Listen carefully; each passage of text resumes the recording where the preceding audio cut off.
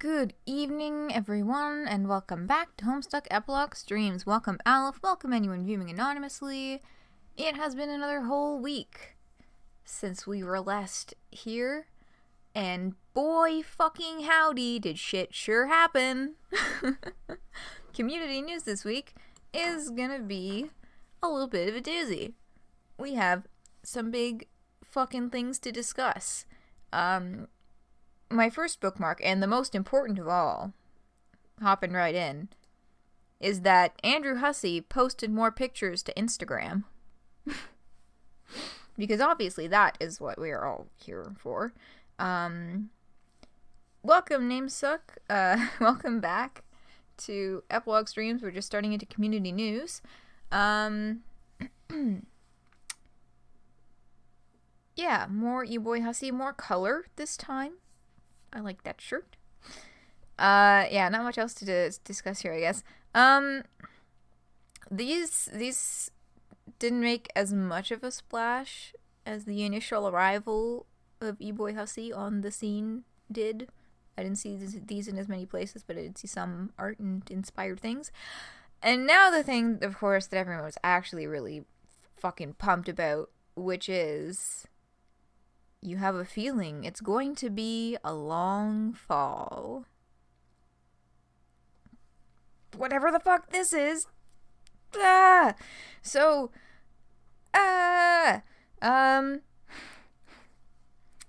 This happened on Tuesday. I know, that was one of my things over here. Yeah, David Turnbull just posted the Peggle 2 gif on the same day, around the same time. See, 1:04 p.m. This was 1:02 p.m. So, yeah, fuck. They posted the same thing on Instagram, and their Instagram caption is a little more telling. It's tagged as Homestuck, MSPA Reader, Friendsim, and What Pumpkin Games. But most notably... not as Hiveswap. So this is not going to have anything to do with Hiveswap. We're assuming. We can assume because it was not tagged, right? They tagged it with Homestuck specifically.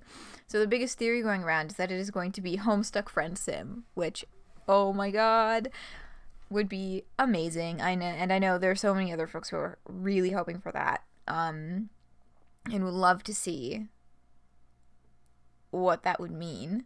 Now, after there are a handful of folks, including myself, who are a little bit hesitant in hoping for that after what happened with the epilogues, but hopefully it has absolutely nothing to do with the epilogues, and it's just a good time. Not that I hate the epilogues, I'm literally sitting here streaming them, but you know, there's a lot going on there. Yeah. But, yeah, so that's what's up with this. Holy shit. And then, so the flashing frames, Pip is actually the person who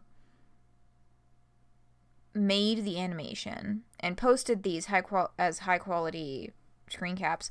So basically, the flashing frames are just the Alternian moons, as well as this here is just, yeah, the flashing frame in the house is just the inverted colors of what's going on over here. So, never been happier to see Vriska than here.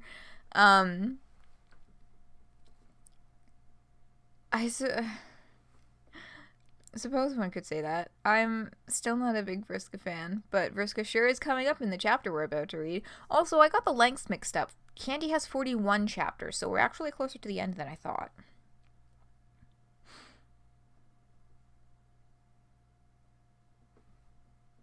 Oh, yes. Yes, Sam Keeper does have a brilliant reply down at the bottom here as well. So... yeah, that's really all there is to say about this. Like, there's no...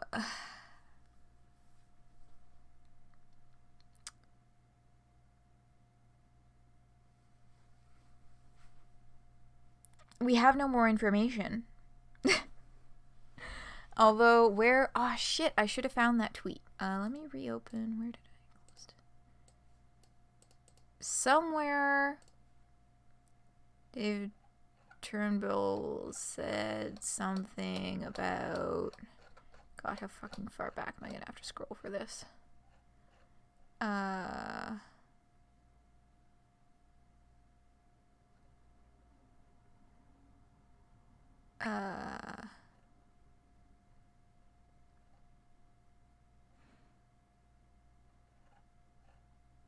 Please just show me the Homestuck.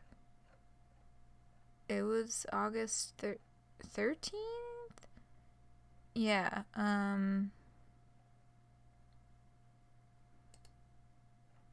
wait a second. No, wait, it was literally right underneath the tweet that I was already fucking looking at. I am having such a big brain day. Oh, question. What are you going to do when you finish reading the epilogue? Well, quite frankly, at this point in time, it depends on what happens with this new project, when it comes out, what it is, because the plan initially was, before I started streaming the epilogues, I was streaming Problem Sleuth. And the plan was to return to Problem Sleuth after finishing the epilogue streams. But any new Homestuck takes precedence over Problem Sleuth streaming at the moment. So, yeah, we'll see if they release anything new before I finish epilogue streams. In which case, quite frankly, the new thing will interrupt the epilogue streams, and then we'll have to return to the epilogue streams, and then return to the Problem Sleuth streams. And barring that, we'll go back to Problem Sleuth. I'm debating whether or not to start over, because it's been so long, I don't even fucking remember where we were in Problem Sleuth. But yes, that is the plan at the moment. And yes, looping back to the tweet here, you know, David Turnbull saying, please stay tuned for more news. And then the official Homestuck Twitter account confirmed within the month, yes. Which could mean either before the end of August, or sometime within the next 4 weeks. I hope it's before the end of August, just because I'm fucking dying for more information. So, indeed, that's what's up with that. Hopefully we'll have more information soon, because I am vibrating in my seat. I'm very excited. Yeah, so that's that. The Perfect Legionnaire podcast Homestuck community survey, which I completely forgot to actually link during any of my streams. Whoops. Well, it's over now, so the results are up. I would fucking love to just comb through all of the results and talk about literally everything, but I know that's not what folks are here for, and I know some folks might not be as interested in statistics as I am. So, I've been forgetting to link anything at all in chat, or in my document. Those are not good things for me to forget, so let me take 1 second and I will pass all of those on to you. Tavros Franz up. Yeah, that's right. So Tavros made the top list of people's favorite characters, but Jane and Jake didn't. That's a highlight. What other highlights are there? Oh yeah, when it came to people, to general, like, on a scale of 1 to 5, how would you rate this, like, and how you thought it was, like, very bad or very good? In terms of the number of people who rated it good good or very good, was in the 80th percentile for Homestuck and High Swap and the Friendsim, and was only 51% for the epilogues. And I was just like, ooh, buddy. That's, yeah, I feel that. I definitely saw that reaction in the fandom. Okay. Sorry, I'm just trying to get my document sorted out here. Because if I don't do this shit now, it ain't fucking happening, and I need to remember to actually do this. Okay, so here's the official tweet with the house. And Trace's tweet with the Peggle 2 gif.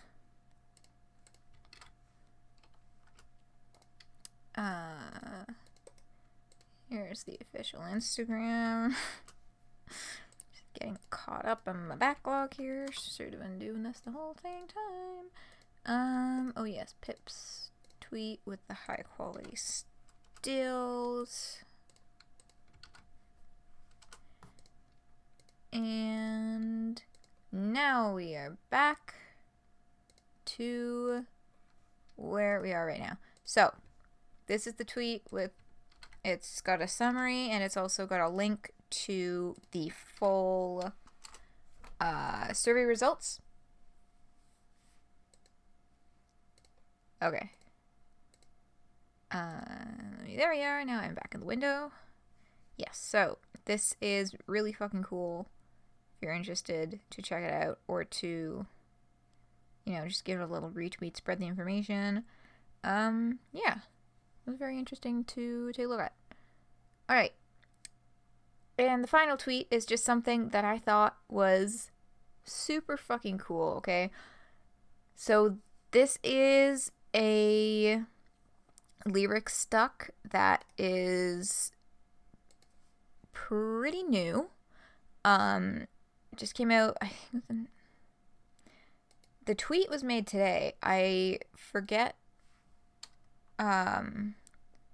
when the video itself came out. I would have to double check the date on the YouTube video. But it's a collaborative lyric stuck for this song called Children of the Dark by Mono Inc.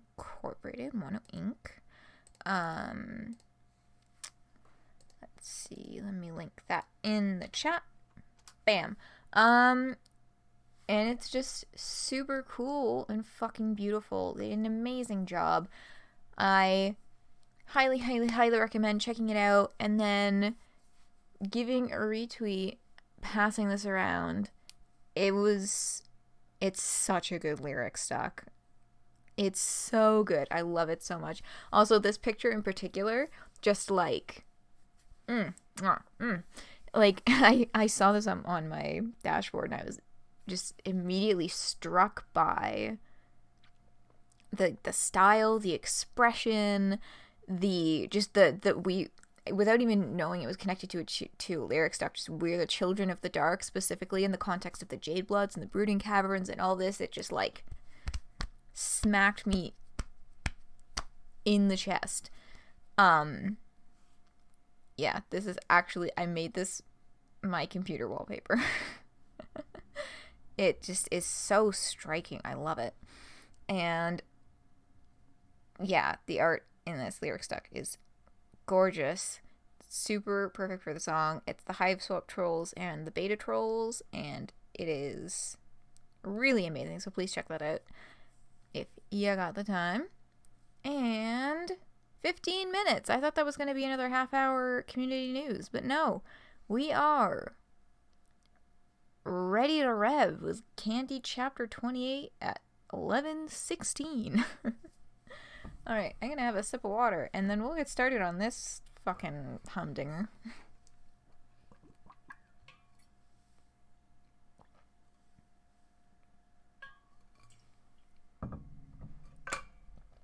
Okay. Whew.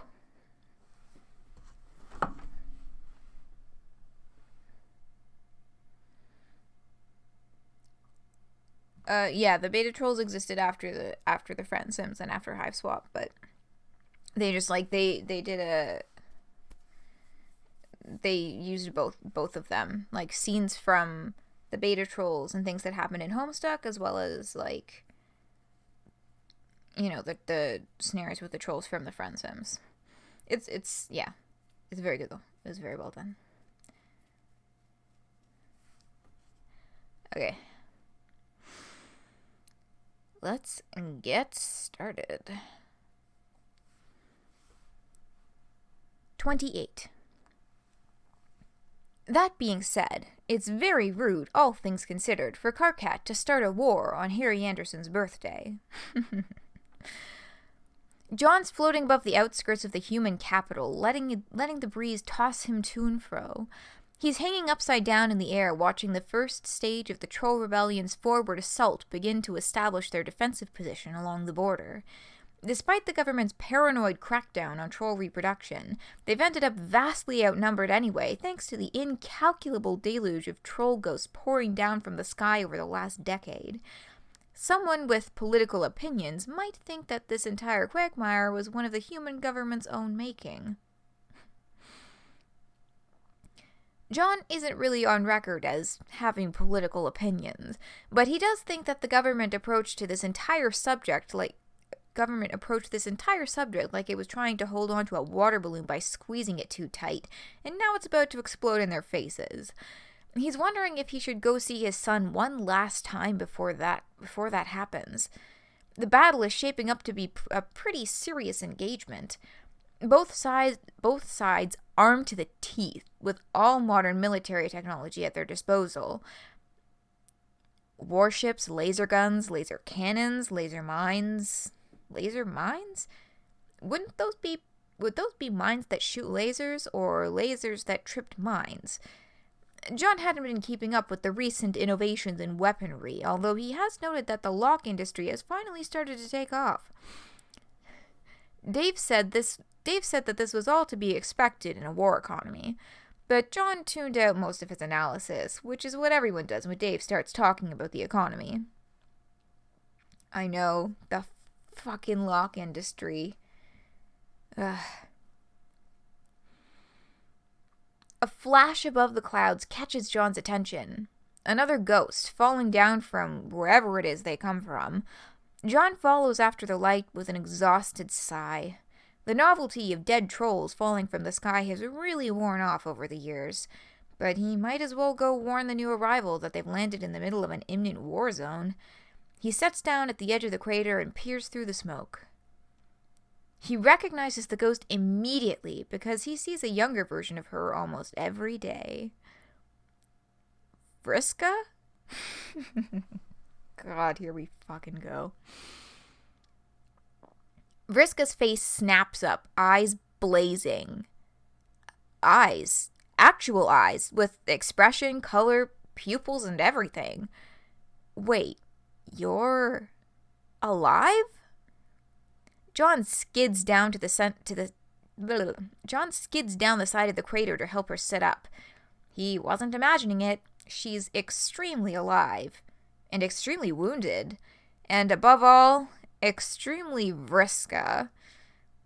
Oh my god, you're not just Vriska. You're actually Vriska. You're like literal, for real, actual Vriska. Vriska shoves John away and staggers to her feet. There's a bleeding gash on her head and something lodged in her chest. It appears to be the same material as whatever was piercing the center of Teen Jade's corpse. She's bleeding bright blue all down her side, but her expression is wild. Is Miriam Lalonde younger than Circuit? Yes. Miriam Lalonde at this point is 15 human years. Vriska Circuit falling from the sky was 16 human years when she set off from the lily pad. But we don't know exactly how long she spent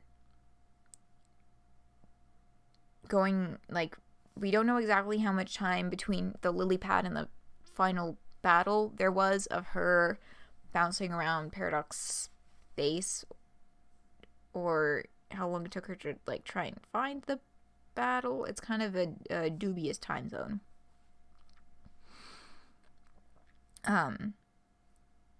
But she's definitely at least 16. So they're like, if that wasn't a very large chunk of time, then they're like basically the same age.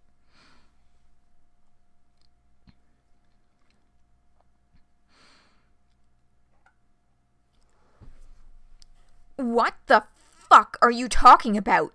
Where am I? I can't be here. I have to go back. Back where?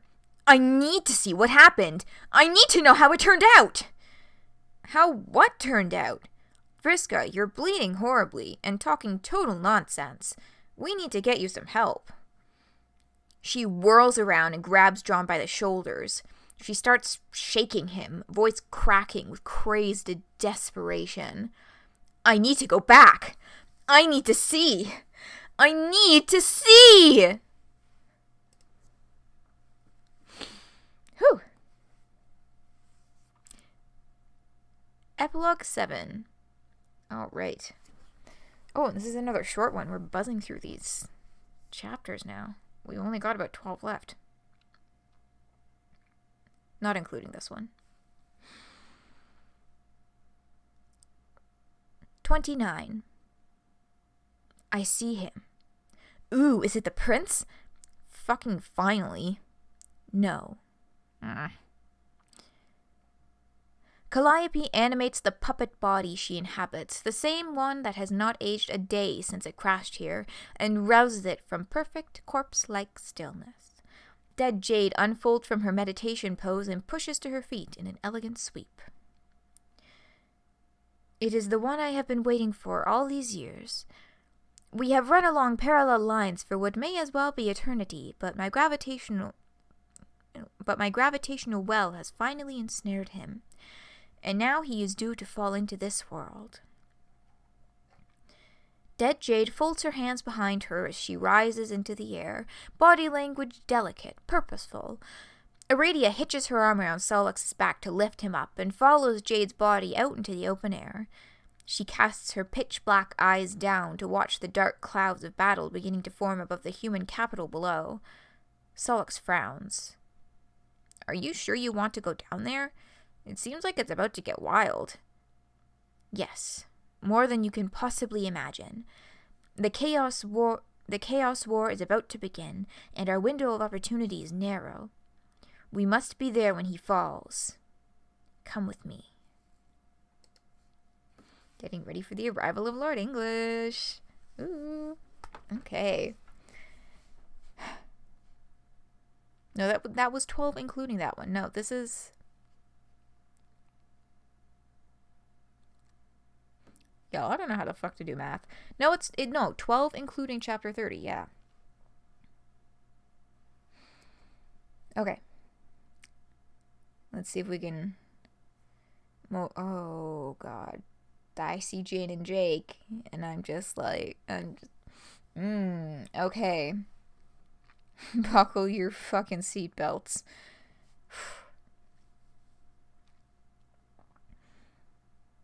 More like dead English. Hey. He is indeed very dead, or soon to be very dead, at the very least.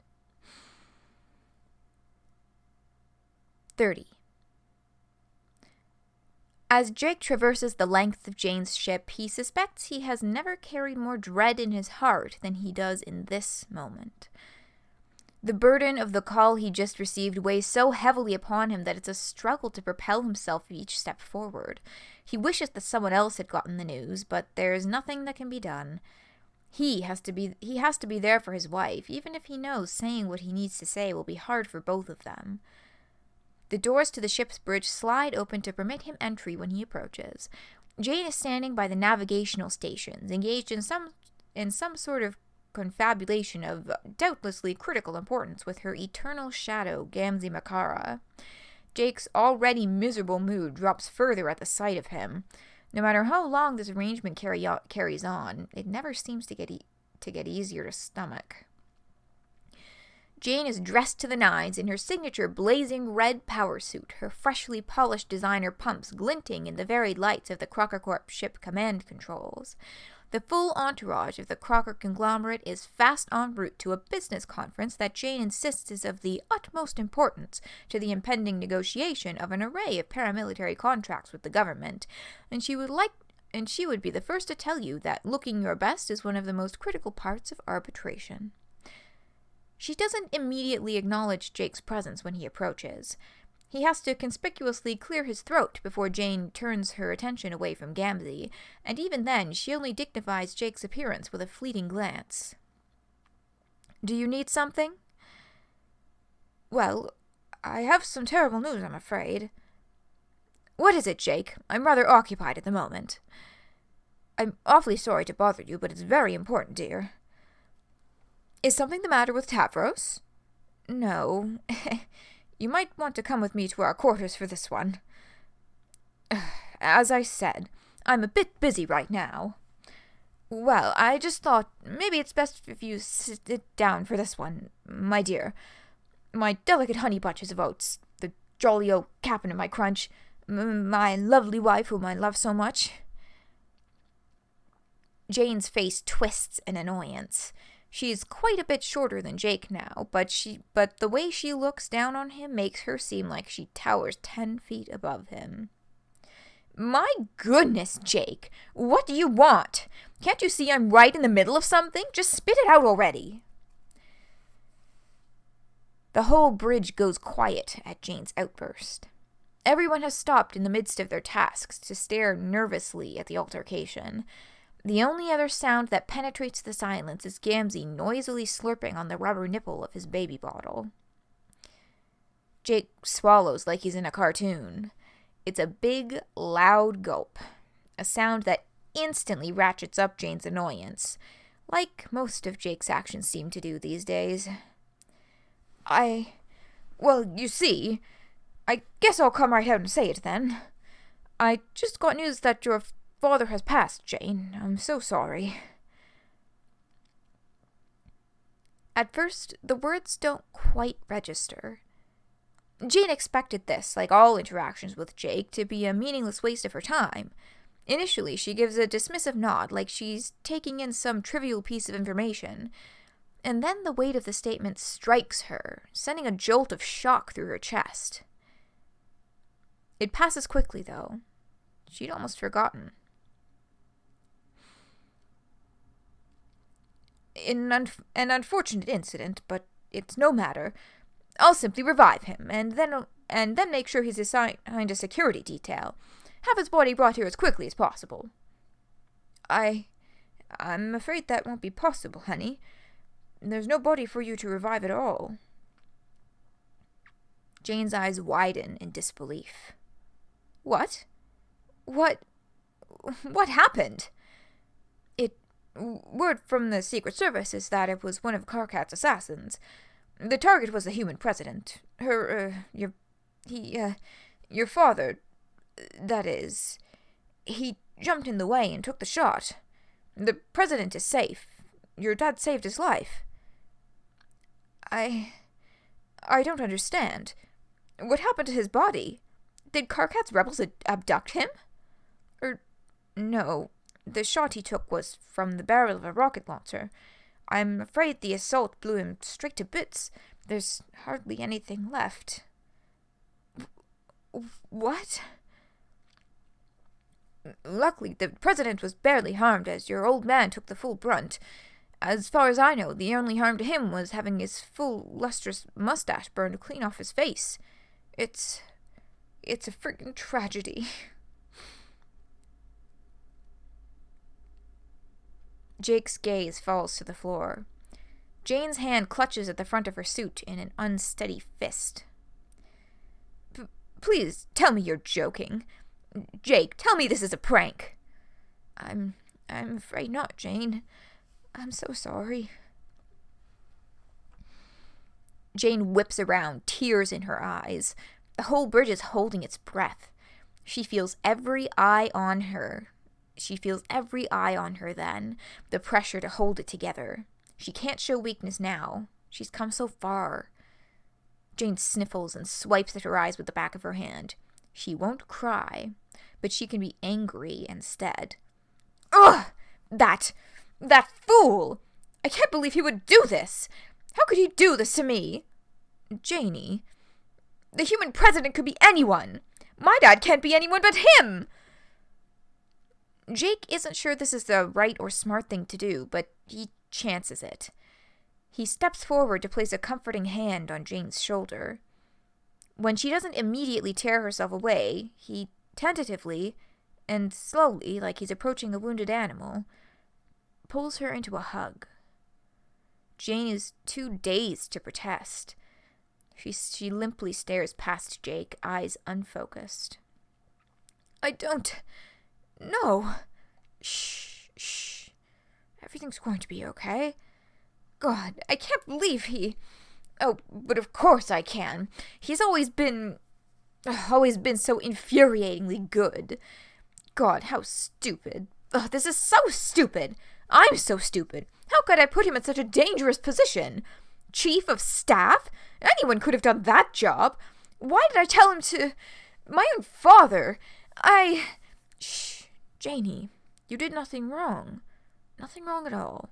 You never have. I love you, Jane. We all do. Isn't that right, Gamzee? I don't know about that one, Chief. Nothing wrong at all. You never have. Might be a little bit of genocide happening here. Yeah, man. We all got plenty of love up in this bit for big juicy JC. God fucking damn the words that reading Gamzee makes come out of my fucking mouth. Gamzee turns to the bridge crew and gestures magnificently with his arms. Rivulets of milk are running down his chin. Ugh. Honk if you love this big titty biznatch. Whoop whoop. Ugh. God. Gamzee. Ugh.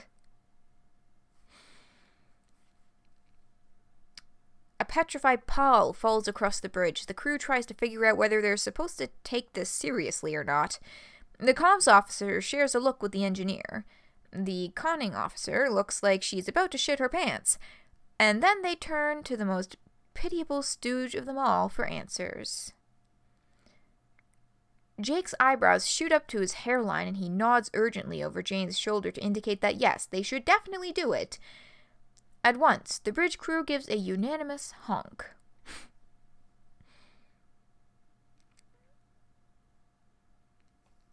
You hate the epilogues. I hate Gamzee a lot.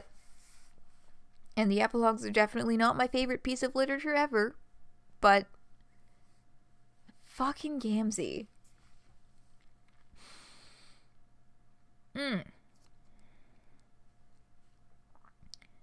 Jane sniffs and pulls away out of Jake's embrace.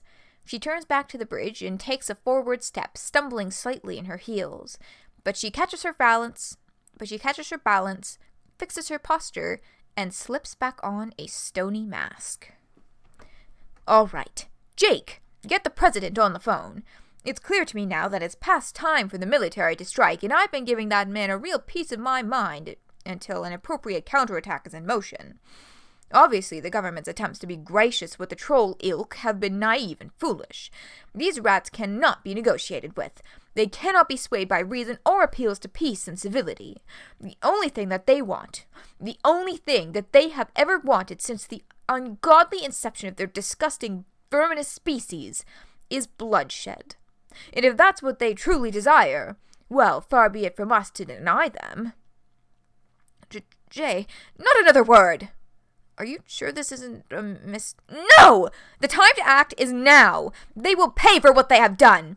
Every last fucking one of them! I have had enough! This is the end of the line! Jane is blazing with fury. She marches to the center of the bridge. All of you, return to your stations. We are changing course. We will be going directly to meet with the president, and I will not rest until he gives the command to crush this fucking rebellion and destroy any chance that they might ever resist again. The bridge crew doesn't even think to defy Jane's orders.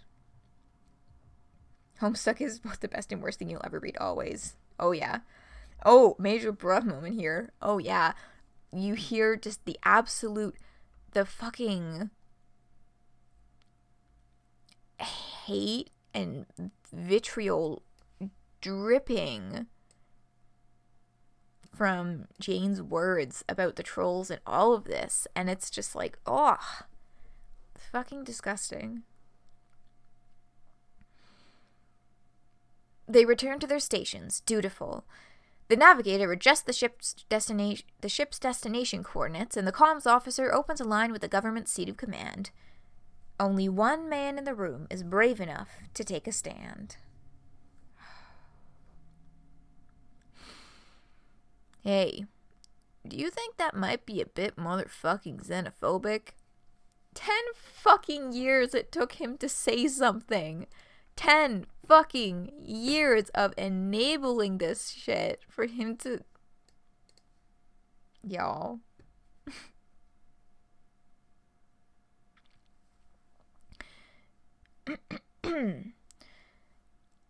Jane spins on her heel like a whirlwind, her face twisted into a hideous snarl.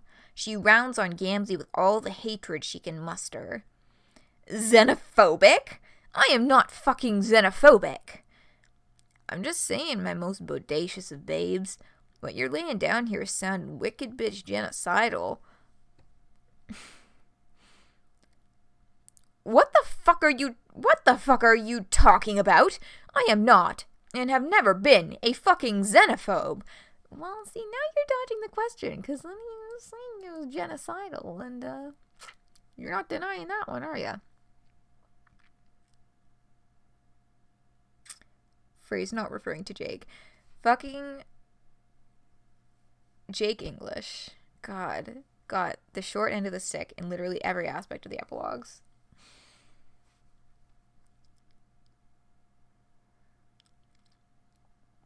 Yeah, but listen. Killing all the trolls. That would be bad, you feel me? I'm a troll, remember? Maybe you should take a minute and chill a bit, little mint chocolate chip. Honk. Ugh, shut the fuck up. You fucking insects. You fucking insects just assassinated my father. You're cute when you're mad, my tasty little snackachino. Ooh. There's a lot happening in all of this. And then Gamzee seals his fate. He reaches out with his finger and boops Jane right on her little nose. Honk. Jake audibly gasps at the sight, but Jane does not have any sort of violent outburst of anger. Instead, she goes completely, icily silent.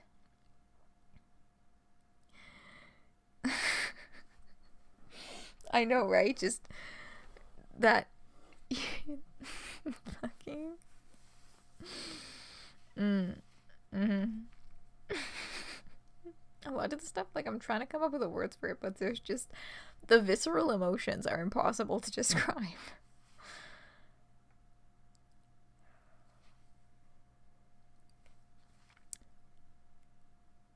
Gamzee smiles vacantly down at Jane, unaware of his misstep. When Jane next speaks, it is in a controlled, steady voice. Security, escort this troll off of my ship. Now. The security personnel aboard the bridge do not hesitate to follow the command. They descend on Gamzee in a swarm, grabbing him by the arms. The baby bottle tumbles out of his grasp, busting open when it falls. The remaining milk spills out, pooling in the recessed lighting of the floor. Whoa, hold up. You can't just go and throw me off board, my milky mommy. Ooh, words that have come out of my mouth. Oh, but I can! Just watch me. The security officers begin to pull Gamzee away, but he makes one final desperate play. Wait! Just hear me out. What? If you throw me out, I'll be all lost and shit, babe. You know I'd be needing you. What? You think appealing to me with your disgusting little addiction is going to sway me? That's the funniest joke you've ever told, clown. It's not about the milk, boo. It's about you. Jane stops. What? I need you. Are you saying that I've gone and told you all about my past struggles with the wicked green substances. I done gone and made so much progress finding new and healthy ways to cope with the voices and redeem myself. And you've been more helped me than anybody. More than anything. You know, with the nightmares, I can't sleep without holding on to a motherfucker. God. So, I had like very vague flashbacks when I first read this line, but it wasn't until recently that I realized where from and why that specific line sounded so very familiar. Anybody else in here remember 4 chords?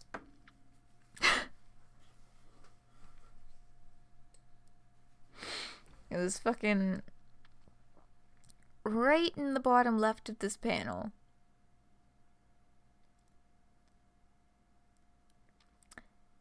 This is what the reference.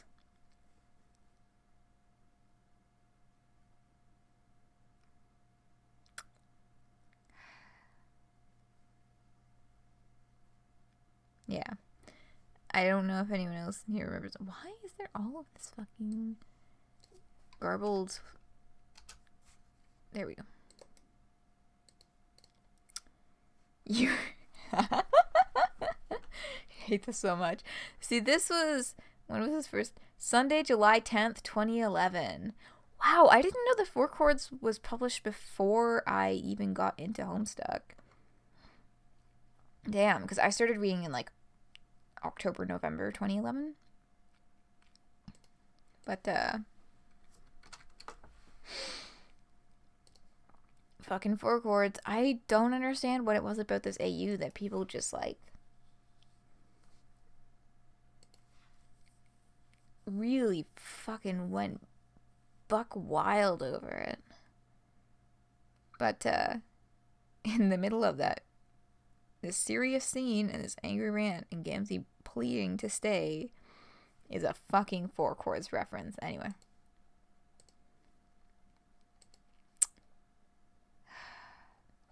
Oh wow, we're almost done this chapter.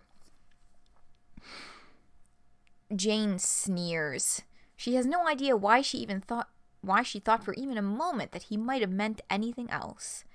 I am so... Ugh, forget it. You are despicable. You can't just go and cut a brother off.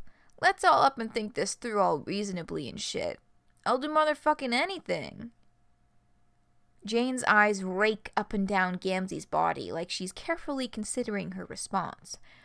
Her face is expressionless when she answers, "Begone, clown."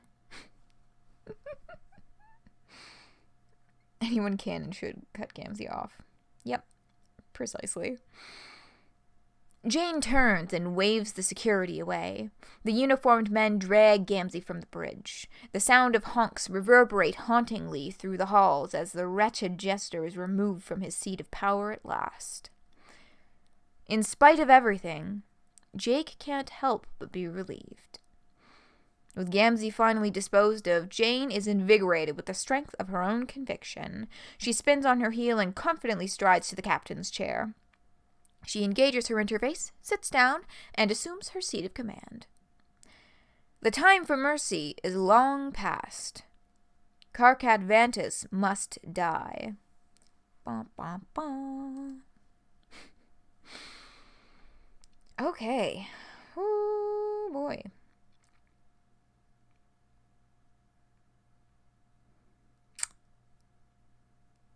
Damn.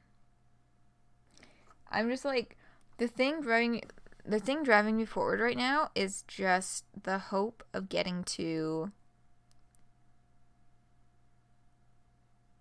the scene with Jake and John, and then the scene with John and Roxy. Basically the whole rest of this was not really an enjoyable experience for me at all. I remember by the time I got to this point, I felt like I was kind of dragging myself over nails a little bit trying to finish it. That might also be because I was nearing the end of reading 200,000 words in the span of 3 days, which is kind of a lot.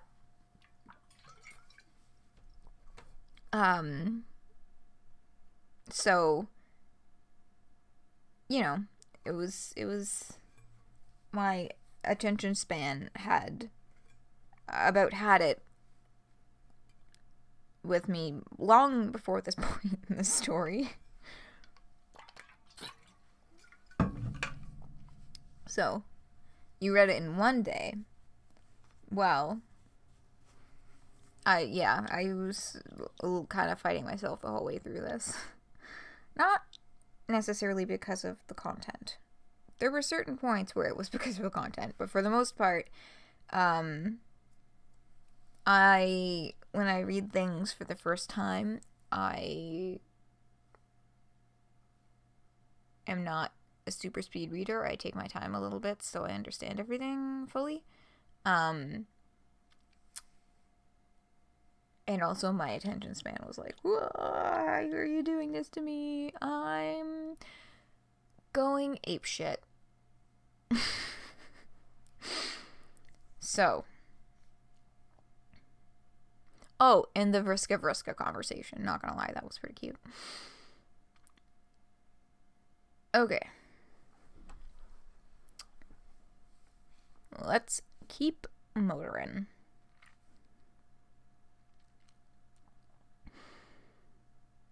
$31. John, I need to see. How do I get back? John looks up to see one of Jane's recon ships flying overhead. Aside from the encroaching fleet, the blue sky is seamless and calm. The hole that Vriska came through has already sealed up. I don't think you can go back. I have no idea what the exact scientific mechanism behind falling out of the sky is, but so far it's proven to be a one-way trip. No! Welcome to Earthsea. Haha. It fucking sucks. Jeez. Vriska releases her vice grip on John's arm so that she can cradle her head between her hands. Oh my god! This is the worst thing that could have possibly happened to me. Are you sure about that? Yes, I am absolutely... Wait. Why are you so...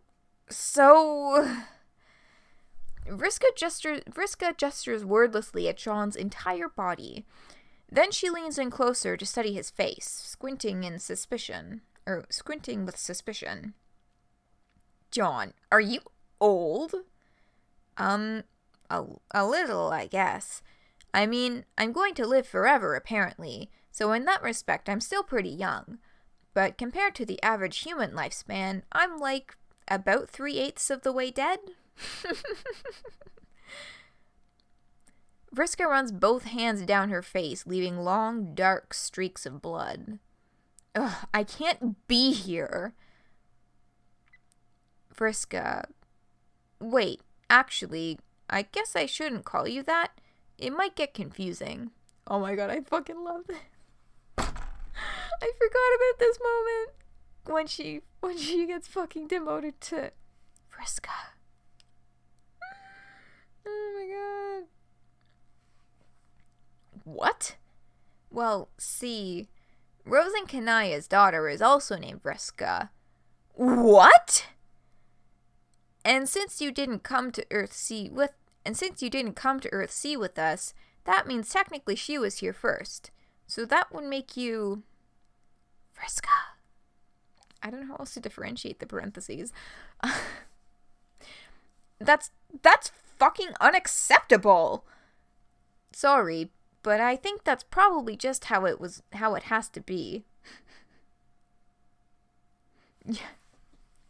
I know, right? John's beautiful fucking optimism. Welcome to Earthsea. Everything fucking sucks. It's like, Thanks. So cheerful. Oh yeah, and then just being like, yeah, technically I'm 3/8 dead. And it's like, wow, that sure is a way to say that. Whew. But yeah, I suppose at this point, pre-retcon Vriska, yes, now has 2 brackets. Or maybe square brackets instead. I don't know.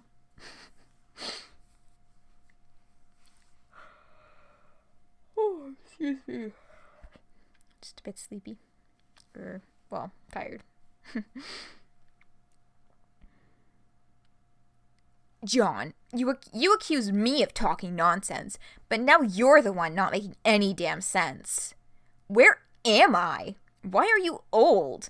Why do Rose and Kanaya have a daughter named after me? Oh, it's because they thought you sacrificed your life heroically defeating Lord English. So they found a baby clone of you and named her in your honor. Personally, I thought the whole thing sounded like bullshit, but you know, whatever makes them happy. Absolutely never introduce another Vriska. Please, for the love of fuck, never introduce another Vriska.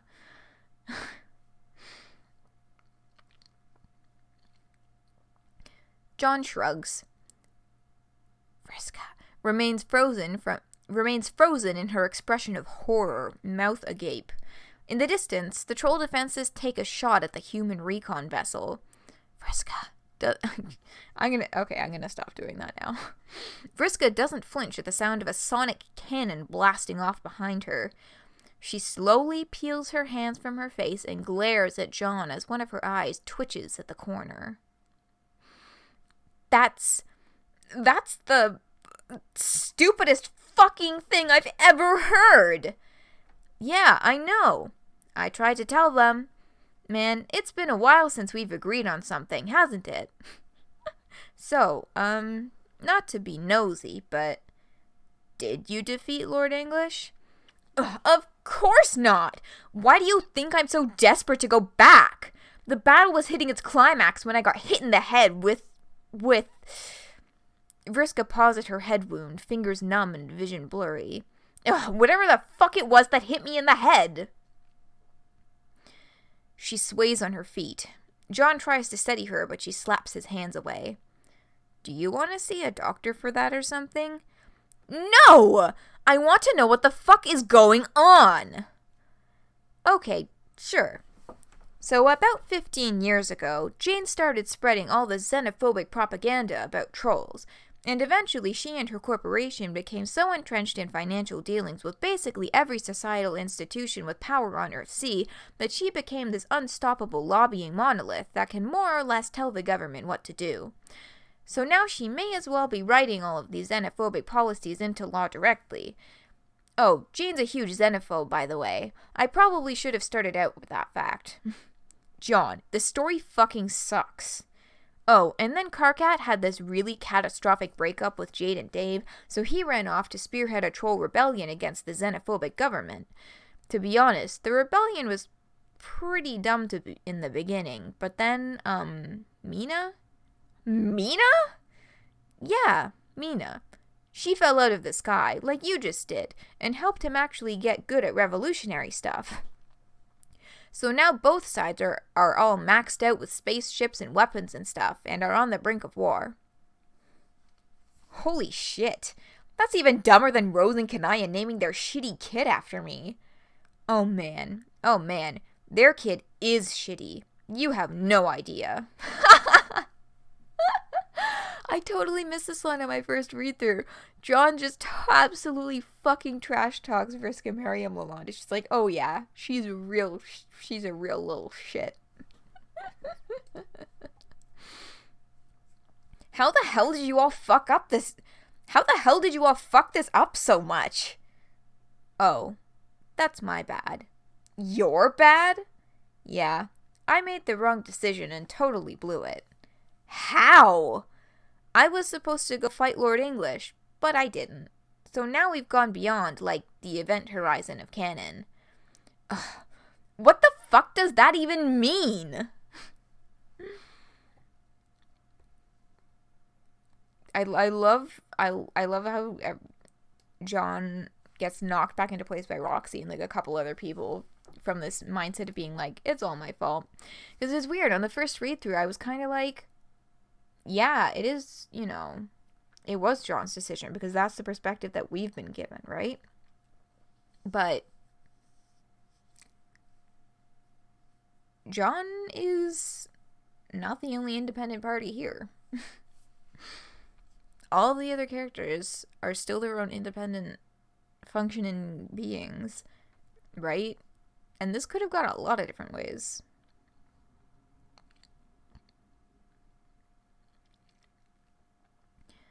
John sighs and sweeps an arm across the landscape. The sky darkens as the first of the troll fleet roars onto the front line. John did one thing and he failed at it. Well, yeah. No, there's a lot of moving pieces here. I don't know, really. Rose explained it all to me once, but I pretty much forgot what she said. I didn't actually think it was that important at the time. All I know is that all of this is my fault. It's been turning around in my head like this for a while. I thought, why does everything here fucking suck so much? How the hell did we make it from point A to point festering clusterfuck? It doesn't follow any kind of logic I understand, or any sort of basic sense I have about who we are as people. And why? Why have we all ended up so unhappy and twisted up? Oh, hi, Phoenix. Welcome. Frisk essentially made her whole post-Scrub life about being the one who makes the story go, or like the hero, only to end up stuck in candy and narrative irrelevance. Yep. Fucking irony. Just perfectly distilled irony. But, yeah. Although, as I'm now ruminating over the things I just said about whether or not this was fully John's fault, I'm reminded of the fact that his decision caused the divergence from canon. But, I mean, that divergence from canon is still going to mean, you know, a lot of different outcomes. So from our perspective, it's like, yes, John's decision was definitely the breaking off point here that led to all of the wild shit. But yeah, I do enjoy watching John's circular thought patterns get knocked the heck out of there by Roxy et al. Ultimate Vriska would be Ultimate Dirk.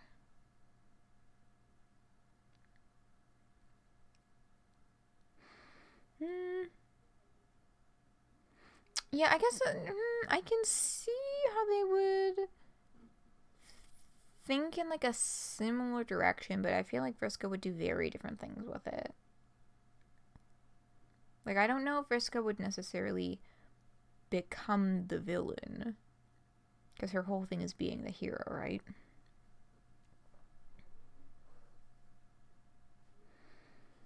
I mean, they do have that similar motivation of, like, relevance.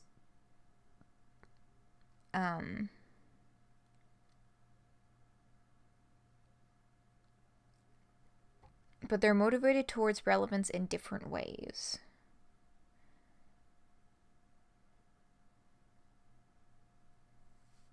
Like, Vriska's very much wants the spotlight, and I don't think that Dirk ever really wanted the spotlight part of things. He just wanted to be in control and be, you know, the machinist behind things, so to speak.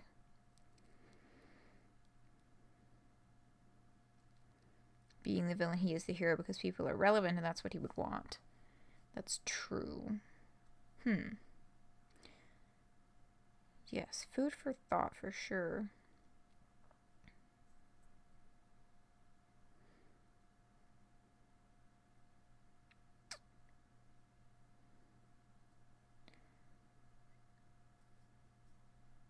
Rules of capital here. The narrative.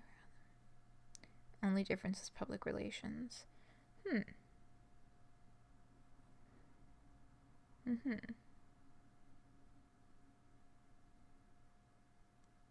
Don't believe Vriska would...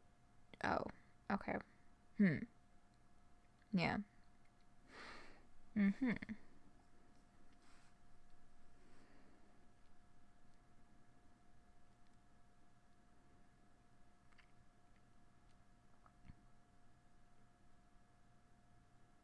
Right. Okay, yeah, I see what you're saying now. Yeah. Alright,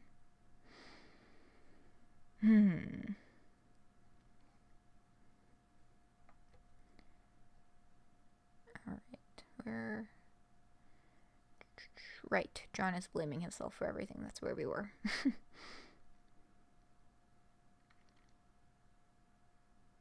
Comparing Dirk and Vriska's self-hatred. Yeah, they both have a lot of issues with self-hatred, but they have very different roots for where that comes from.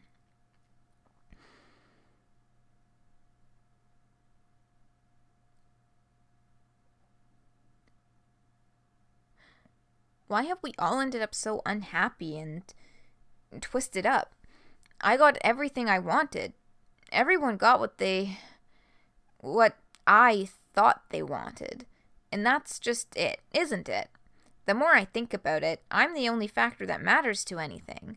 Whatever I did or didn't do just destroyed reality's ability to, substantiate itself or whatever. There's a bug in the operating system of whatever force in this world that regulates cause and effect. Everything's been unraveling. Nothing that happens makes sense anymore. And now I'm the only person out here who's even real at all.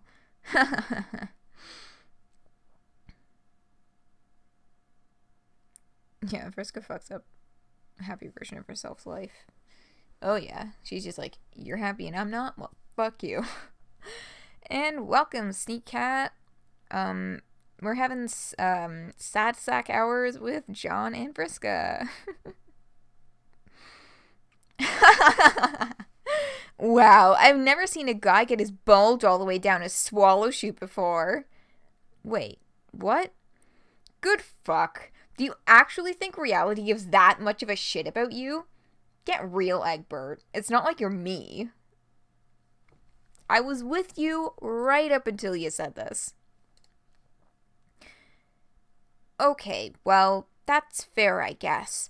But whatever it was that caused this, it's pretty obvious that all of this is just kind of dumb and fake. So don't worry about it. I kind of have to worry about it, considering you just explained to me that I'm trapped here. Nah, it's fine. It'll all work out. Or it won't. It doesn't really matter either way. John, God, you're so fucking depressed. Jesus Christ.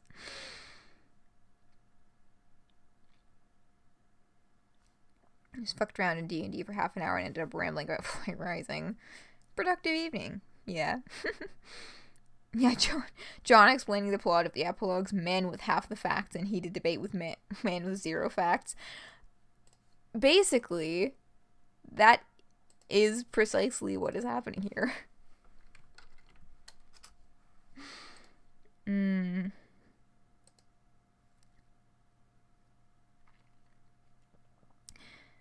Vriska clenches her hands into fists so tight her nails draw blood and hisses out a long, vicious expletive. Around her, the ground begins to shake as the human fleet of batter panzers roll out from the edge of the city and take position. So we should probably get out of here soon. Or not. We're both god tier, so as long as we don't do anything cool or evil, I guess we'll be fine and not permanently die. It's almost like the god tier rules were designed to reward us for being useless pieces of shit. I think I get it now. It's a pretty good joke, actually. Nice. Fuck! Oh, hey, that reminds me. Did you ever see Terzi out there? Oh my god. The fucking timing. Rissa says fuck, and that's what reminds him of Terzi? Oh my god. No? Why would I have seen Terzi? Didn't she go with the Striders to fight 600 versions of Jack or something? Well, yeah, but then later she went back out there to find you. Vriska, she searched for you for years. I mean, years from my perspective at least. I don't know about hers, but we used to talk sometimes. It was fucked up how sad she was without you. I don't even know what happened to her. The last time I talked to her, she thought she was about to die. For a long time, I liked to pretend that maybe you two found each other after all. But if you're here now and she isn't, that means... who knows what it means. Wow. John, you sound pretty broken up about this. Were you in love with her or something? John laughed sadly. Well, I don't know. What does it even matter? Like everything else, it was just some more stupid crap that happened, which technically wasn't even canon. Oh my fucking god. I can't take this anymore!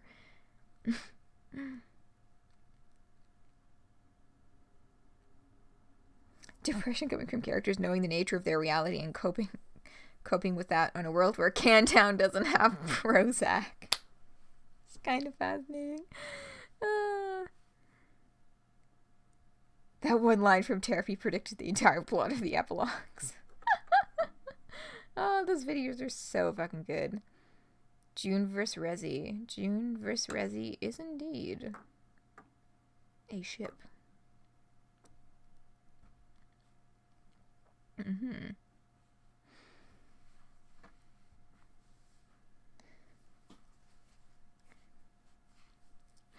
Vriska screams in frustration and throws her arms in the air. Her piercing voice can be heard over the roar of 100 war freighter engines. The bulk of Karkat and Mina's fleet has just arrived. Their ships are less sleek and imposing than Jane's, most of them having been scavenged, patchworked, and jury-rigged, but they're numerous enough to blot out the sun when they coast overhead. I don't care about whatever the fuck canon is supposed to be. They missed the word care.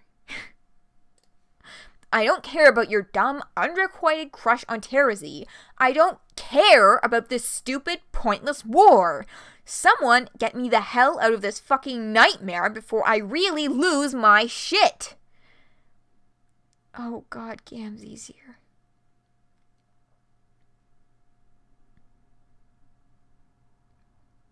Yeah, they all need therapy. I mean, doesn't everybody, but especially these folks. The typos in this will never be fixed because Viz Media doesn't do update maintenance. Yeah, Viz Media has done... Like, within the first week that they updated the website, they fixed a few things. But otherwise, Viz Media has done fuck all upkeep on the website. Like, Cascade, the Flash for Cascade doesn't fucking work anymore. You literally cannot watch the Flash for Cascade. If you try and load it, it gives you a Newgrounds play button. And if you click the play button, it just takes you to the homepage of Newgrounds. How many in facts broken are we up to 3? Oh yeah, which other ones are there? I know that the HTML for End of Act 1 is out of sync with the music. And then Cascade, the Flash doesn't link properly. And of course I got that wonderful little reminder from Google when last time I updated Chrome that they're stopping Flash support within a year, and I'm just like, ah.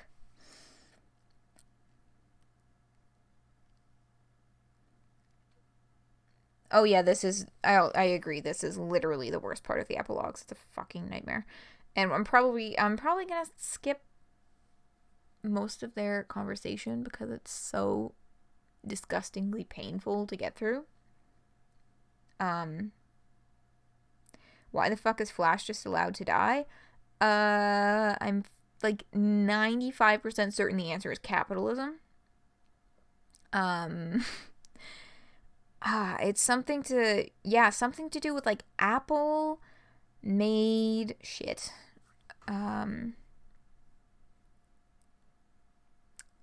fucking Apple made something. Let me Google this thing. Why is Flash dying?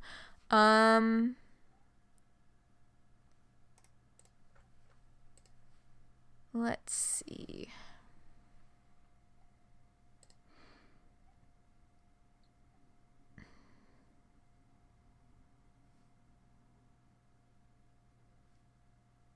True speed reading would still be several gruesome minutes long. Yeah.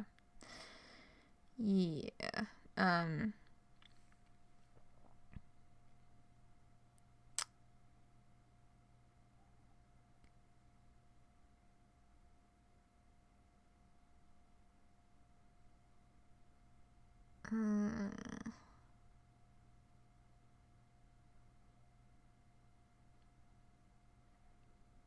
Nope, this article is useless. Anyway, it's something to do with Apple released this particular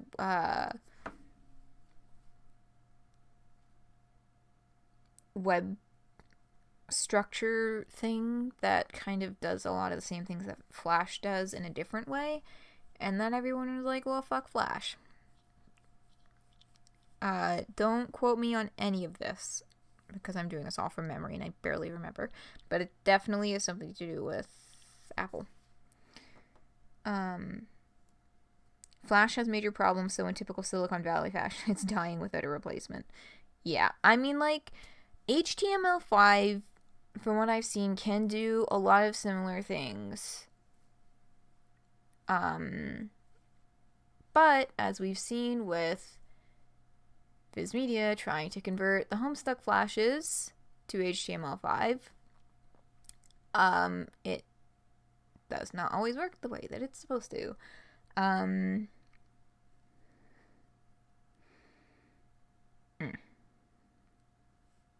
Gamzee is the fucking worst. You were spoiled for Vriska killing Gamzee, you just gritted your teeth. Ooh, I had no spoilers, so I had a beautiful sense of catharsis when Vriska fucking murdered Gamzee.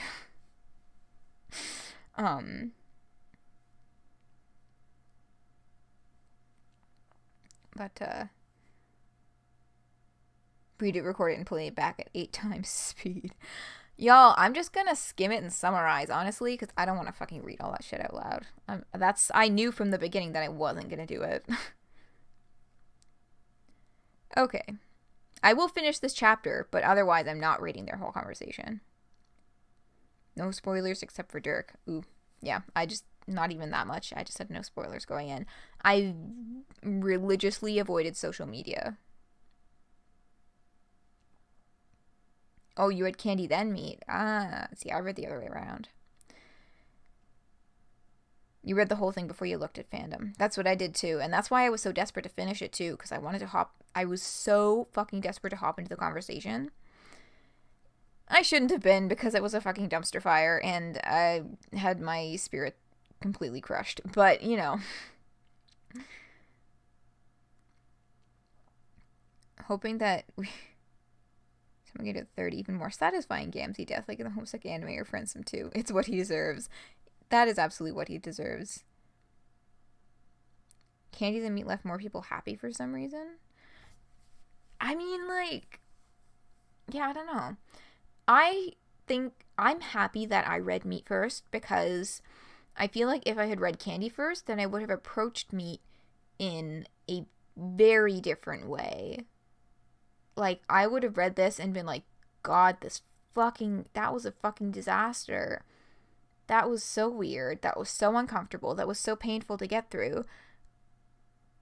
I would have been hesitant at every turn with Meat. Whereas with Meat, when I was reading it first, because I read it first, I still had that fresh, like, oh my god, the epilogues are out enthusiasm. You know what I mean?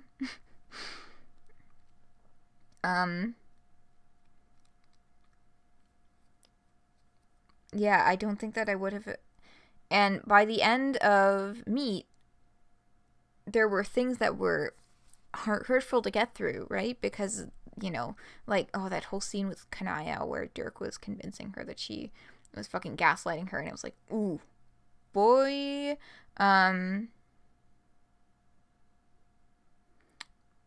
But I still was very drawn to Meat, and I still like enjoyed it kind of the whole way through as a story. And then I got to the postscript and it made no sense, and I was like, fuck. And then I hopped into Candy, and then Gansey came back in the first chapter. I was like, okay, where's this going? And then, yeah, like, I definitely did not enjoy Candy nearly as much as Meat. Because I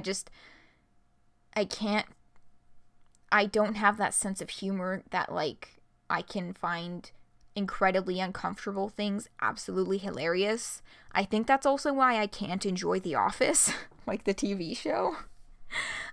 I've tried, because I have like friends who fucking love The Office. They think it's the funniest shit in the world, but I just get so viscerally uncomfortable. And the same thing with It's Always Sunny in Philadelphia.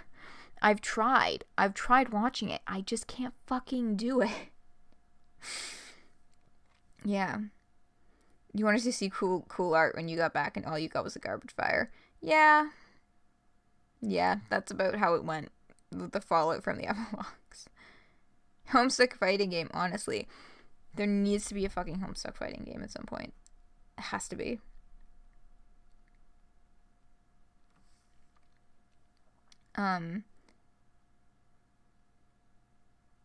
Yeah, I guess people feel more rewarded by Meat after slogging through Candy. That's true. You like the political story more. Like, I don't hate Candy. I just, yeah, that humor. It's Always Sunny is fine because of their actors. Yeah. Oh, Eric Andre show is outside of your limiter. See, yeah, I've enjoyed a lot of clips from the Eric Andre show, but I've never watched the whole thing, like a whole episode of it. So, from the clips that I've seen, the absurdity is kind of in line with my humor. But then again, that's only the highlights, right? Like, I've also seen a lot of clips from It's Always Sunny that I found absolutely fucking hilarious. But to watch the actual show, it walks a really weird line for me. You would main Nepeta and Roxy. You'd main a Radiant Terzi? I don't know who I would main.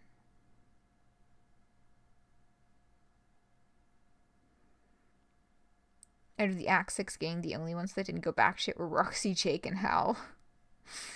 Well, you know, Hal went through a different transformation.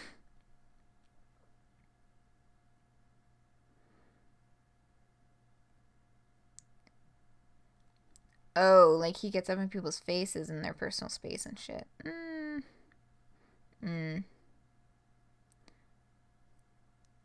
Yeah, that makes me uncomfortable too when people are like harassing people on the street for their segment, and I'm like, ooh, maybe don't.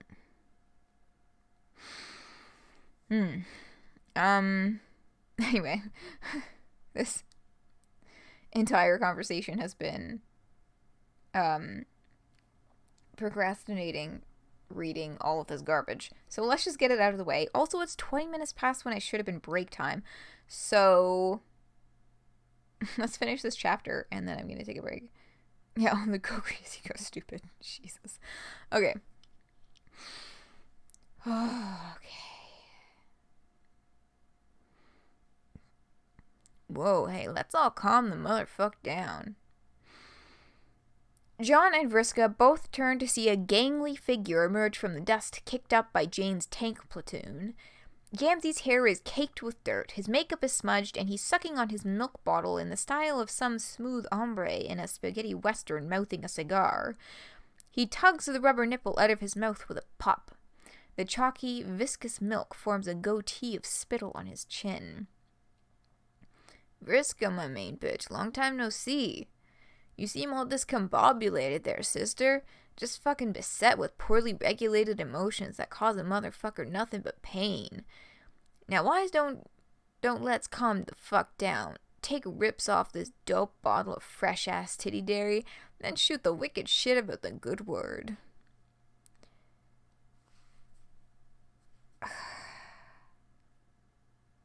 Can we all beat the shit out of Gamzee?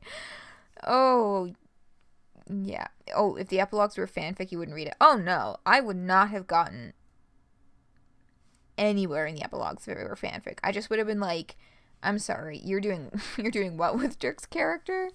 You're doing who what now? Everyone. Rubber nipple. I know.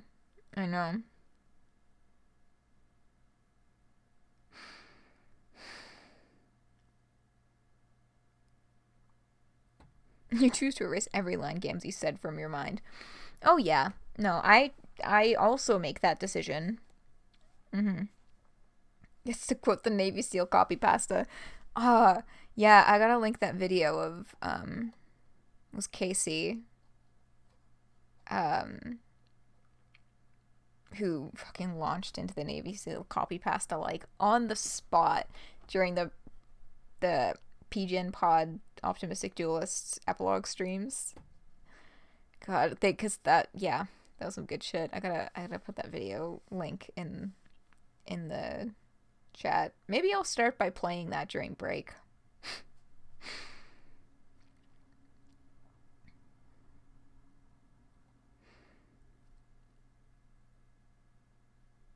Never have seen them if they were fanfic, and we're glad they're official because they could have the unpopular opinion of quite liking them. Yeah, I mean, like, it's not. I wouldn't say it's necessarily an unpopular opinion to like the epilogues. It's just a very divisive topic. It's pretty 50-50 in terms of the fandom. You didn't watch any of the stream. I didn't either. But they've started posting highlight videos on YouTube. And let me tell you, it's a brilliant fucking moment.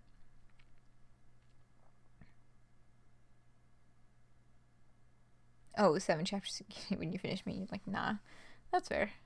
Yeah, I just preferred to read it myself because I didn't want anyone else's opinions clouding up my first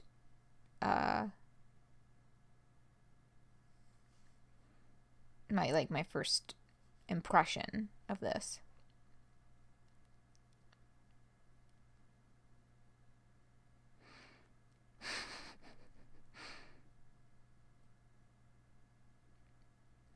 If we get someone else reading it, that's true. Find their recording. But nah, I'm just gonna skim it and summarize. I will not read it out loud, but I will skim and summarize. Okay. Almost done here. The good word? It be called redemption, motherfucker. You gotta get that shit locked all tight in where your heart's at to get your moral compromisations to chill the fuck up. Cause I can't think of a single another motherfucker who could use a righteous dose of that sweet, sweet redemption right down the shame hash more than Vriska motherfucking Circuit. Please read Vriska Killingham. Oh, I absolutely will, and I will love every word of that part. Vriska casts a wide glare at the intruding clown with steely, merciless eyes. Slowly, she stalks towards him, her feet pressing so heavily into the soft earth she might as well weigh 1,000 pounds. Gamzee suckles at his bottle and beams at her with the complacency of a man perfectly oblivious to the one-way ticket to the world of shit his big mouth just bought for him. What the fuck did you just say to me?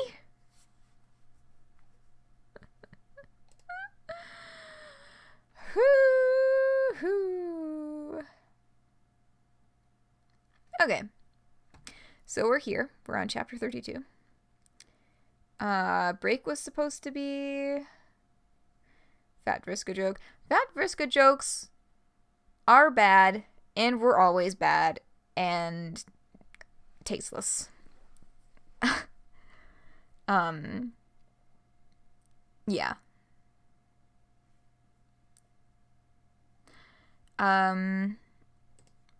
Let's see. Let me find that YouTube video.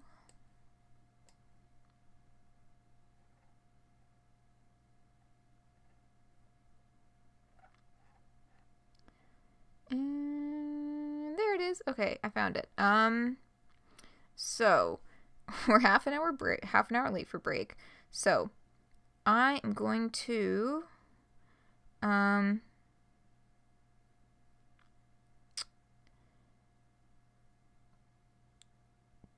start by playing Navy Vriska. I will also link it in chat. But yes, I will play Navy Vriska at the start, and then I'll put on some music. Yeah.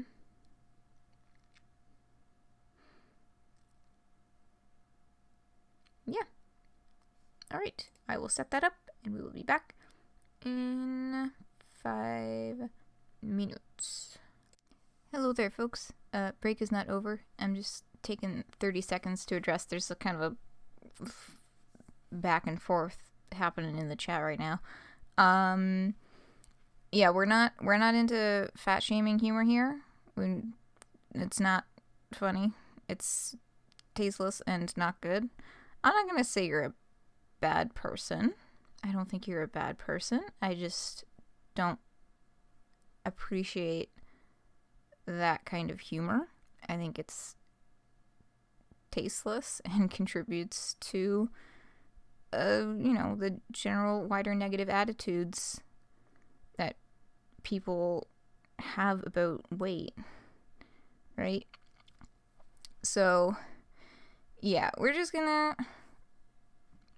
keep that humor out of these streams. We don't do fat jokes or fat shaming here. Okay, I'm gonna now please enjoy the Horsechestra for the remainder of the break. Welcome back. Okay. Now I am truly returning from the break. That is, I don't know if that was even 5 minutes, but you know what? Let's keep moving anyway. I hope you all enjoyed Navy Vriska. Which... Did I send that link in chat? I might have forgotten to actually send the link to that video in chat. I know I put it in my document. Here, let me just put that in chat.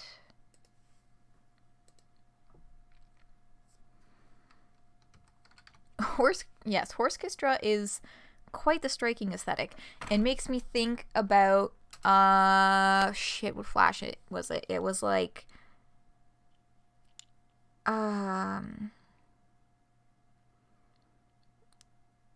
wow, I can't remember the name, where Arqueus and Dave Petta unite. I'm pretty sure it's the music used in that Flash. Is the bad take to call yogurt with granola in it cold porridge? Who? What? Yeah, no, that doesn't... That does not sit right with me. Yogurt with granola in it is good, especially with fruit, but it is not called cold porridge.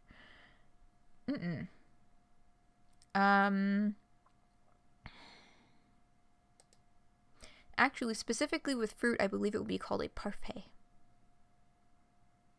The name of Homestuck's best page. I know, right? How dare I? And I'm sitting here streaming like I know things. Okay. So is this... Okay, so this is not their conversation. The conversation happens afterwards. This is just their initial encounter. Do any of us know things? No, not really. That is true. You know, -5. Yeah. Yes, like the hip kids would say, there are 2 brain cells bouncing around in my head like a Windows screensaver. Oh, this is what you're having right now. Oh, that sounds so fucking good. I'm going to bed like right after this though, so I know I shouldn't eat, but like my brain is like, eat food, and I'm like, I shouldn't do that right before I go to sleep. One Vriska thing. Yeah. Okay. This is another shorter one.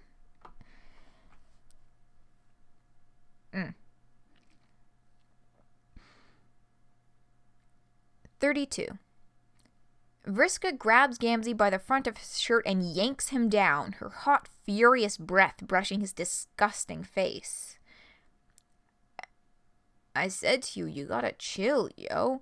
It's high time you got your redemption on. See, you got to make some motherfucking amends for your tragic backstory. My what? Honk.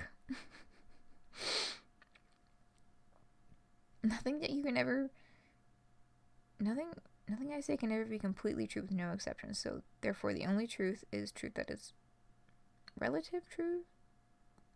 Is that truth is relative or impossible? Phoenix has a huge positive effect on our collective intelligence. True. Vriska oh god.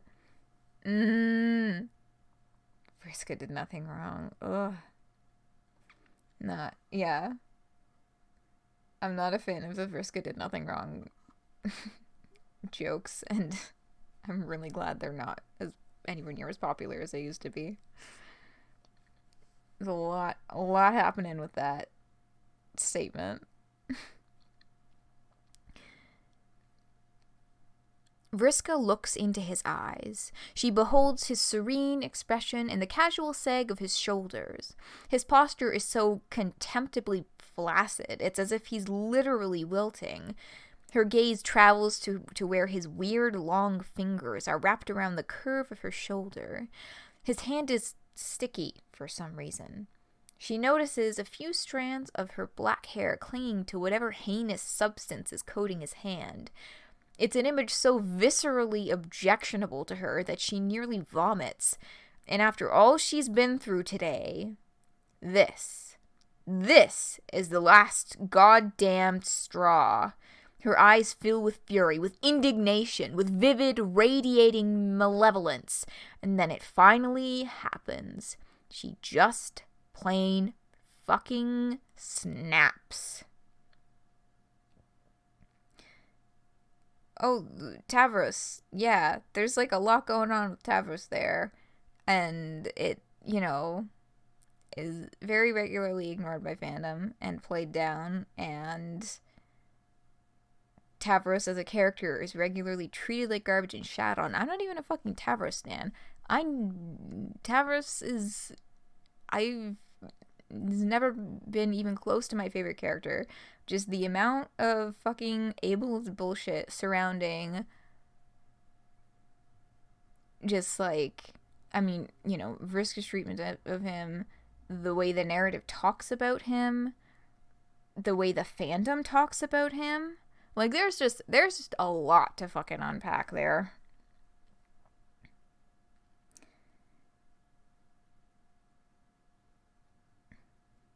How are you? What?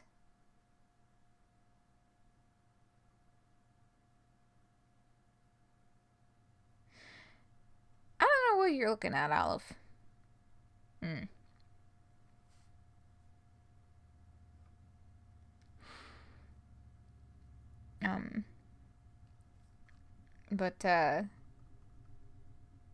Yeah. So that's where my perspective comes from on that.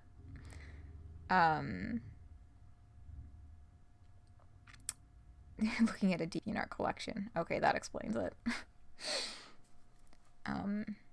Yes. That is where my perspective comes from. Ableism gets ignored a lot in fandom spaces. And it's fucking BS. You've seen and are currently seeing some shit.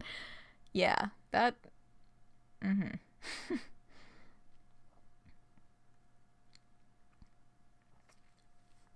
I mean, like, the only justification to anything Vriska did to Tavros is by way of exploring the effects of Alternian culture on an influenceable young person. I mean, Tavros deserved better in, like, literally everything. Just, yeah.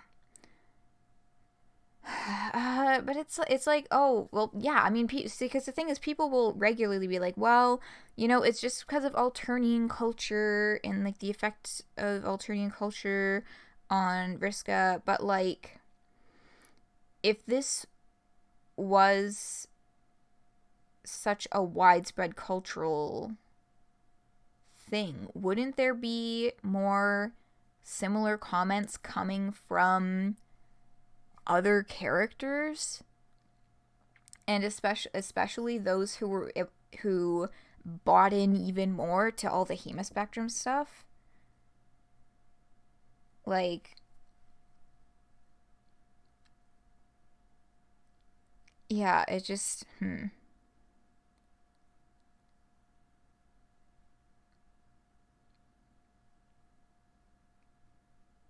if I don't know where you're going with that, but I'm almost scared to ask.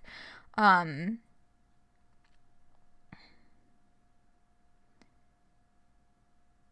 but yeah, it's just like,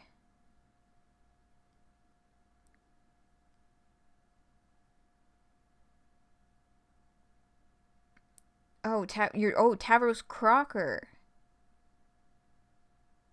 Away from the toxic warrior culture of Alternia, and perhaps raised by.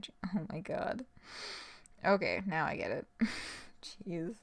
I saw Jan and I was like, Jane? But like my brain was like not thinking about the epilogues, which is pretty silly because I'm literally reading them out loud right now. But yeah, I honestly, there's just like a lot of different ways. Distasteful in art, distasteful in our culture, which is the view that people who are quote unquote weaker are seen as inferior on Alternia. Wait, what?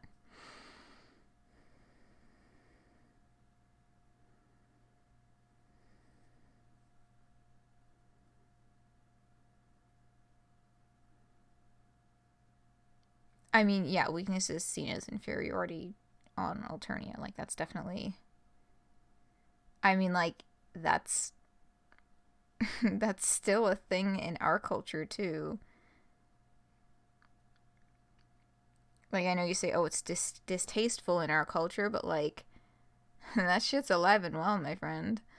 Like, I am a person who has to use a cane sometimes, and it took getting over a few humps to get to the point where I was comfortable using it in public, because there's so much shame around needing a mobility aid. It's seen as a horrible thing. It's seen as pitiable. It's, I mean, the reality is there's nothing wrong with needing help sometimes, with needing a little extra assistance to get around. But we still have all of these cultural ideas. Like, it's very shitty. I mean, you would assume it'd be a shitty thing to do in our culture, but like, these little attitudes are still really prominent in a lot of places, and people don't. It's because they're not like because of the mental framing of it isn't like the mental framing of it is that it's quote unquote like normal. You know what I mean? Am I getting these words out right?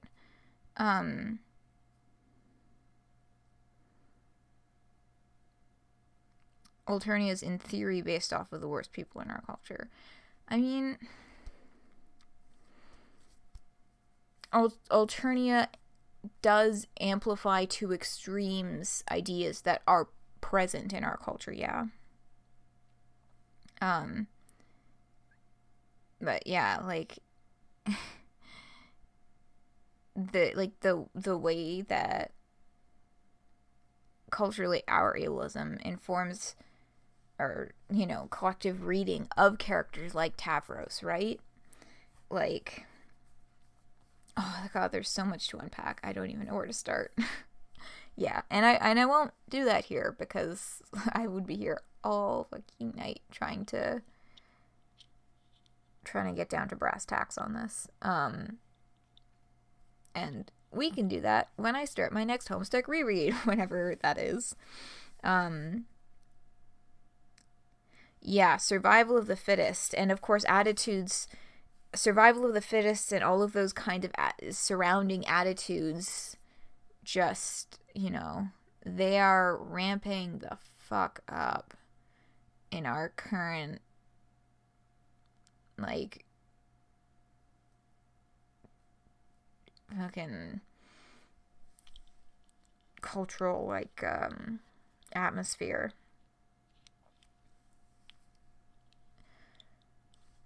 It's not good.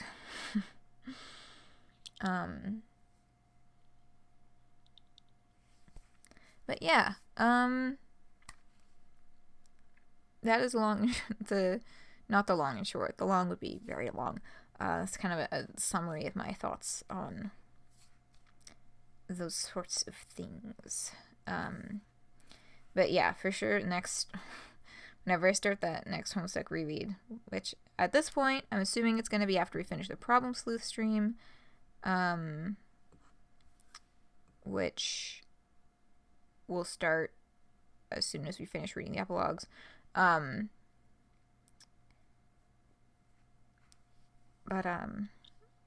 Yeah, you can talk about all that as the scenes come up as well. Yeah, I have a lot of thoughts about ableism and ableist attitudes in Homestuck, and yeah. I need to talk some of your non-Homestuck friends into joining in on the stream. I mean, if you can, that would be super sick. You'd probably be real confused the whole time, but like, the more the merrier. Raises a lot of questions about the rest of the characters. I guess that's a way to put it, yeah. But yeah, that is Tavros. Those a few of my thoughts on Tavros. And just ableism and Homestuck in general. There's a lot to talk about there. I have a lot to talk about on the subject. But we only have 10 minutes to finish this chapter, so I should probably read it. Right, so Vriska just snapped, and now we get a very detailed description of her starting to beat the shit out of Gamzee.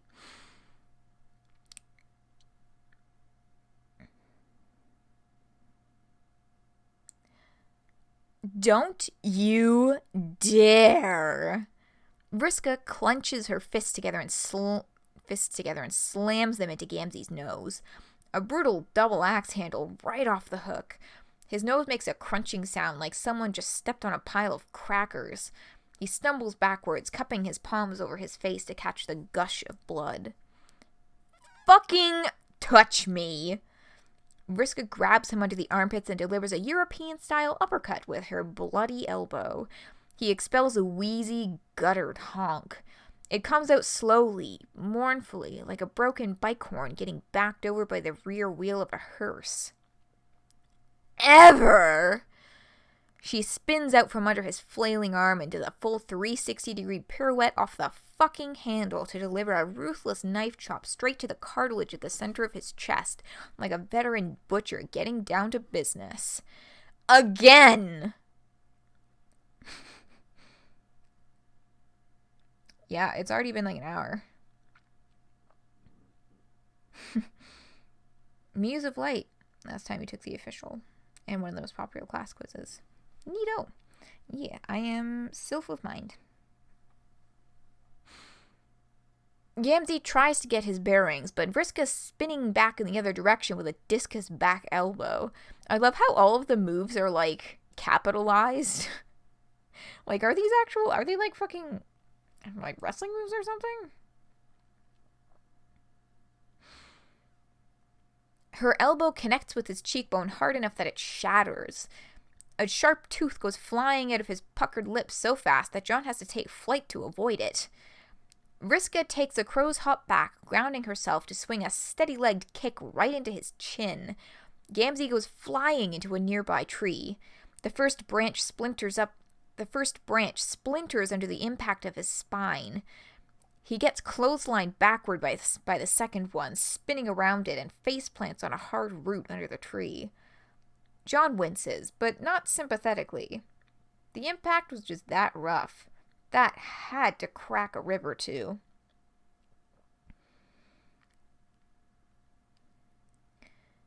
Vriska stalks over to Gamzee and triumphantly lifts him off the ground, high above her head, only to drop him and slam her knee into his face again. His lips split, staining her jeans bright purple. He's rolling from side to side on the ground, groaning as blood bubbles up from his mouth. It sounds like he's drowning. Vriska drags him to his feet again, her hands fisted in his shirt. With an impressive maneuver, hard for the eye to follow unless you're a trained wrestler, she adroitly twists a hand in his hair and reverse hangmans him against a tree branch. Honk! Why won't you just? She slams his throat against the branch again and again. Each time he lets out a sound like a damaged squeeze toy, his bloated, slimy tongue unspooling like a frog's as all air is crushed out of his esophagus. Die! Shouting like a berserker, Vriska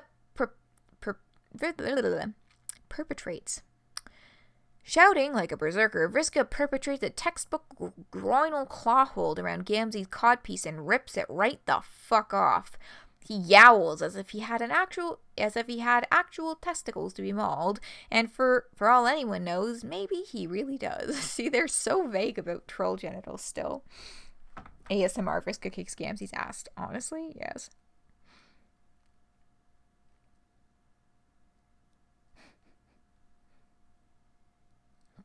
Yeah, I hate Gamzee too. This whole page was so cathartic until, you know, the certain point.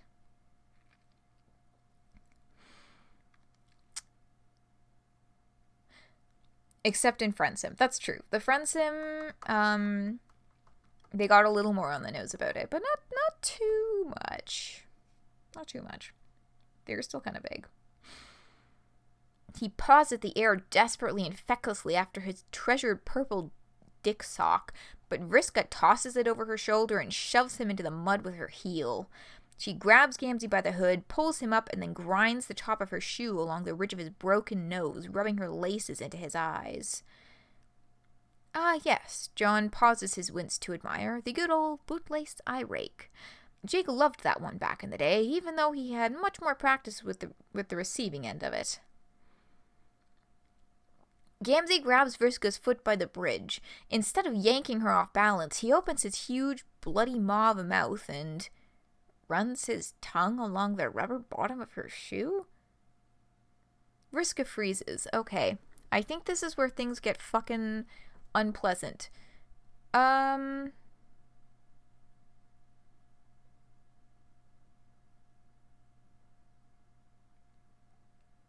So I'm skipping all of this because that's just descriptions of them starting to make out and talking about how bad Gamzee smells. Mercifully, John's attention is caught by someone calling his name from above. He has never felt so grateful for an excuse to look away from anything in his life. John, up here! I need to speak with you. Okay.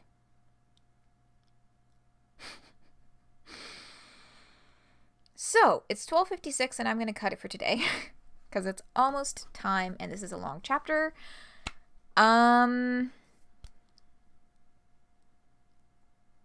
This is a really good conversation. I love this conversation between John and Rose. And we're going to start reading it tomorrow at 11 p.m. Eastern Standard Time when we get started once again. So, thank you folks for coming and hanging out with me. I hope that you've had a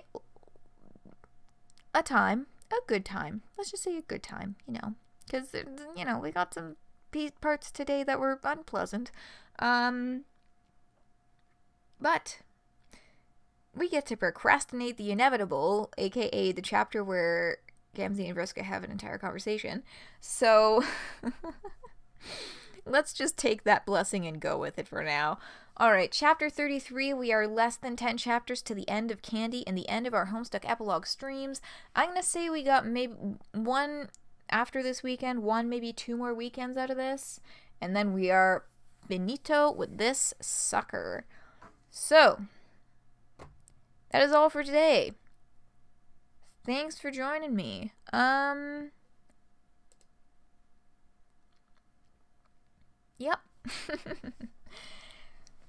Starting back tomorrow. Fingers crossed that y'all will be able to join me again.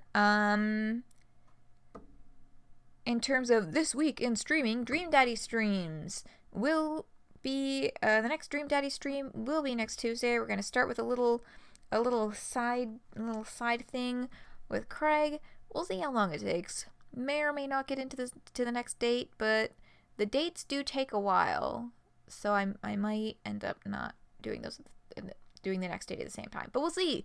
We will see what Craig has to say to us in the messages, because we didn't look at that last time. So, that is this week in streaming. But of course, before we get to next Tuesday, there is tomorrow, which is Saturday, which is going to be the next Homestuck Epilogue stream, starting from chapter 33. Alright. Have a wonderful rest of your day, whatever you may be getting up to. Thanks for hanging out. Fingers crossed I'll be seeing y'all here again tomorrow to keep on reading. And from my end of things, that is good night, and Volume 6 will play us out.